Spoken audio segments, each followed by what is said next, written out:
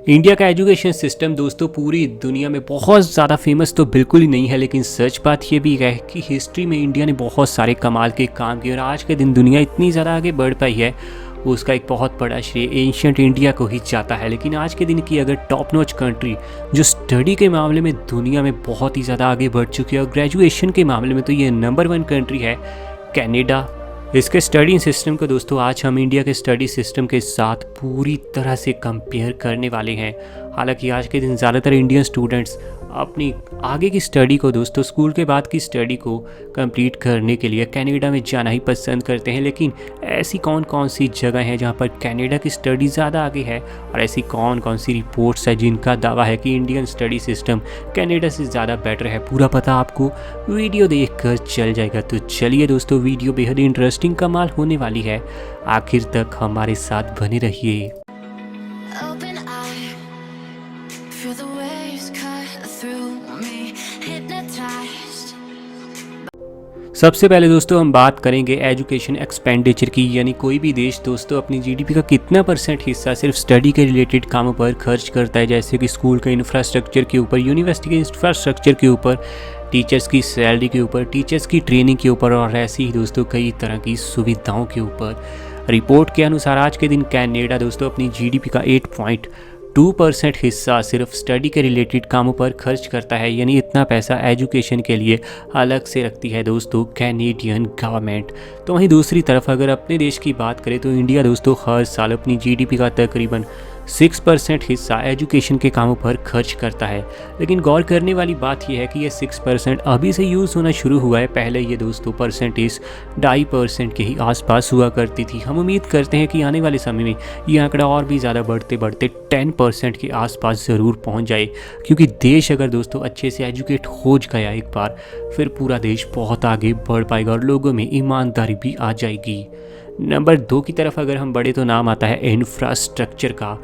Infrastructure के मामले में दोस्तों कैनेडियन स्कूल्स के सामने इंडिया के गवर्नमेंट स्कूल्स तो बिल्कुल ही नहीं टिक पाते। हाँ, कुछ जगह पर आपको बहुत ही ज़्यादा कमाल लेवल के प्राइवेट स्कूल्स देखने को मिलेंगे जिनका इंफ्रास्ट्रक्चर आपको बिल्कुल कैनेडियन स्कूल्स को टक्कर देता हुआ नज़र आएगा। साफ़ पानी के मामले में, साफ़ सफाई के मामले में, अच्छी खासी सुविधाओं के मामले में, लाइब्रेरी के मामले में और दोस्तों कंप्यूटर टेक्नोलॉजी के मामले में, इस हर मामले में दोस्तों इन सभी चीज़ों में कनाडा ने इंडिया को हर तरह की रिपोर्ट में पीछे छोड़ दिया है। लेकिन गौर करने वाली बात यह है कि स्पोर्ट्स में और ग्राउंड्स के मामले में, प्ले ग्राउंड्स के मामले में इंडियन स्कूल्स पूरी तरह से भारी पड़ते हुए हमें नजर आए हैं कैनेडियन स्कूल्स के ऊपर। आगे बढ़ते हुए नंबर 3 पर बात करें तो नाम आता है दोस्तों स्टडी कल्चर का। इंडिया के अगर स्टडी कल्चर की बात करें तो पेरेंट्स का बहुत ज़्यादा प्रेशर रहता है स्टूडेंट्स के ऊपर, स्पेशली मार्क्स को लेकर। इंडिया में दोस्तों प्रैक्टिकलिटी के ऊपर कम फोकस रखा जाता है और हमेशा ही दोस्तों बच्चों को कहा जाता है कि सिर्फ मार्क्स पर फोकस रखना है। अगर 100 नंबर का दोस्तों एग्जाम है तो 90-95 आने चाहिए, चाहे आप उसमें से कुछ भी प्रैक्टिकल तौर पर कभी क्यों ना सीख पाओ। लेकिन कनाडा में दोस्तों मार्क्स पर बिल्कुल ही फोकस नहीं रखा जाता और सिर्फ प्रैक्टिकलिटी के ऊपर, रियल लाइफ के कामों के ऊपर असली फोकस रखा जाता है। यही वजह है कि कनाडा में दोस्तों लोग प्रैक्टिकलिटी के ऊपर ज़्यादा फोकस रखते हैं, जिसके चलते वो हर चीज़ में बहुत ही ज़्यादा एक्सपर्ट बन पाते हैं। लेकिन ज़्यादातर इंडियन स्टूडेंट्स आज के दिन सिर्फ मार्क्स के जाल में फंस कर रह चुके हैं। एक रिपोर्ट में दोस्तों ये दावा किया गया था कि दुनिया के किसी भी और देश के स्कूल्स के मुकाबले कैनेडियन स्कूल्स में पढ़ने वाले बच्चे सबसे ज़्यादा क्रिएटिव माने जाते हैं और उनकी एबिलिटी दूसरे देशों के बच्चे के मुकाबले ज़्यादा कमाल की होती है। वहीं एक स्टडी का ये भी खुलासा था कि इंडियन स्कूल्स में पढ़ने वाले बच्चे ज़्यादातर आपको दोस्तों बहुत ही ज़्यादा इनोवेशन करते हुए नज़र आ जाएंगे और काफ़ी ज़्यादा इन्वेंटेड नज़र आएंगे। बात अगर दोस्तों एवरेज टीचर सैलरी की करें तो यहाँ पर कनाडा पूरी तरह से आप जानते हैं ऊपर रहता हुआ नजर आएगा इंडिया के मुकाबले, क्योंकि कनाडा एक महंगा देश है और दोस्तों यहाँ बहुत ही ज़्यादा हाईएस्ट वेज भी मिलती है।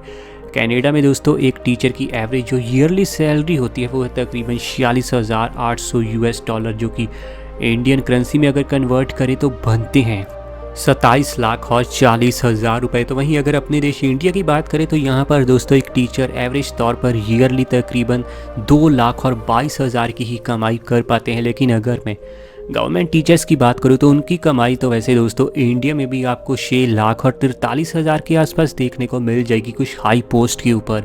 लेकिन प्राइवेट टीचर्स की कमाई यहाँ पर 1 लाख और सिर्फ 53,000 के आसपास रहती हुई ही नज़र आ जाएगी। यकीनन टीचर्स को दोस्तों उतना इंडिया में मिलता नहीं है जितना वो डिज़र्व करते हैं। यही वजह है कि इंडिया में आज के दिन किसी का भी ड्रीम नहीं होता टीचर बनने का, क्योंकि दोस्तों आपको टीचर जितना क्वालिटी देता है उसको उतना पैसा बिल्कुल ही नहीं मिलता। यही वजह है कि आज के दिन इंडिया काफ़ी ज़्यादा लैग कर रहा है क्वालिटी टीचर्स के मामले में भी।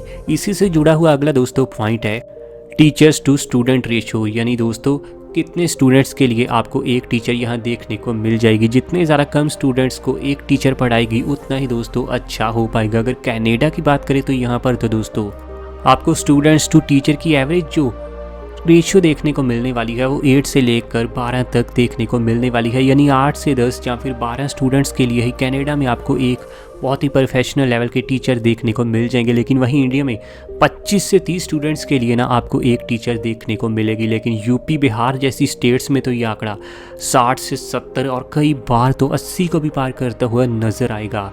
यानी 70 से 80 स्टूडेंट्स के लिए सिर्फ एक टीचर, तो दोस्तों स्टडी में स्टूडेंट्स आगे कैसे बढ़ पाएंगे। काफ़ी ज़्यादा कमी हो रही है दोस्तों आज के दिन अपने देश में टीचर्स की भी। चलिए थोड़ा और आगे बढ़ते हुए दोस्तों बात करते हैं पीसा इंडेक्स की। असल में दोस्तों इसमें एवरेज स्कोर निकाला जाता है मैथमेटिक्स का, साइंस का और रीडिंग का। इसमें दोस्तों हर देश के बच्चों का टेस्ट लिया जाता है जिससे पता चलता है कि कौन सी कंट्री के बच्चे कमाल तरीके से इन सब्जेक्टों में टॉप कर पाए हैं। यहाँ पर दोस्तों अगर हम कनाडा की रैंकिंग देखें तो वो है नंबर 8 की, और कनाडा के दोस्तों स्टूडेंट्स का इस टेस्ट में स्कोर आया था 516.7। 8वें नंबर की रैंकिंग के साथ दोस्तों कनाडा के स्टूडेंट्स ने ये साबित कर दिया कि सही में वो बड़े ही ज़्यादा कमाल के हैं।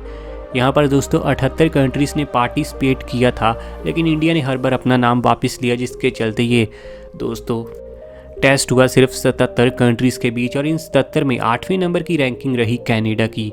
लास्ट बार इंडिया ने दोस्तों इस टेस्ट में पार्टिसिपेट किया था 2009 के साल में, और उस समय 73 कंट्रीज़ में इंडिया की रैंकिंग आई थी 72वें नंबर की। चलिए थोड़ा और आगे बढ़ते हुए बात करते हैं दोस्तों लिटरेसी रेट के बारे में। आज के दिन कनाडा देश का लिटरेसी रेट है 99.12%, तो वहीं अपने देश का दोस्तों लिटरेसी रेट है 76.14%।